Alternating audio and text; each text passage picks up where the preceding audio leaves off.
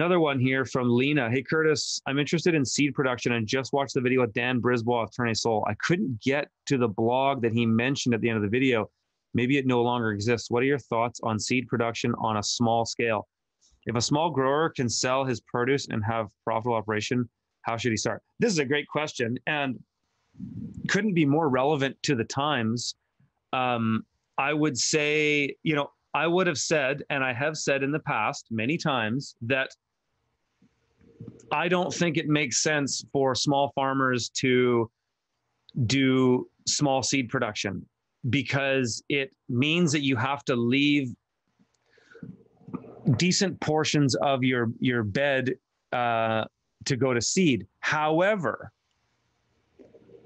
in a world like we're in today, where we might start seeing significant shortages of seed, it might make sense for every market gardener to grow a little bit of seed, at least to supply to gardeners or to save for themselves. Now, here's the problem with a lot of market gardening in the context that we have been in the last 10 years, which is what I've come up in, is that there's no way that if you save your seed, it's going to supplement anything significant for you cost-wise versus buying it from whatever seed supplier you buy from. Like it's not even close to going to supplement it, especially when it comes to things that we plant in high density, which is a lot of the things that I've done over the past, right? So a lot of the root vegetables and a lot of the greens, particularly microgreens, the economics of those things in regards to seed make a lot less sense in a very scarce and potentially hyperinflated world. So in that context, I would say it doesn't make any sense at all. However, going forward, I don't know what's coming and I hope for the best. But in those situations, I think it is actually possible for a market gardener to save their own seed. You're just going to have to forfeit two of your most profitable crops, microgreens and salad greens. Because if we go into seed scarcity, and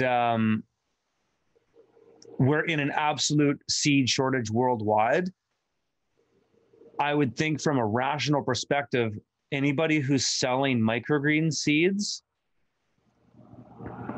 like big volumes, I buy microgreens in 25 kilo bags and things like that. In that scenario, they would opt to divide those packs up into smaller packs for gardeners or farmers to grow those vegetables to full size, because they're going to make more money doing it, but they're also going to potentially feed more people. Because let's be honest, high density vegetables are great when times are good because they're really profitable for the farmer, and it's good for the farmer to make a good profit.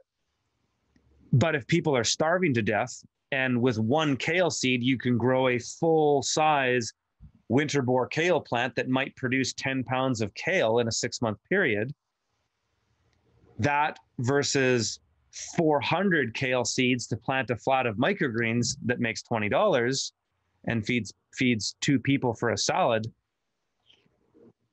it seems quite obvious where the market will go with that. But I could be wrong. I mean, we don't know that there's going to necessarily be supply chain disruptions. We don't know that for a fact. So, like I said, let's hope for the best and plan for the worst.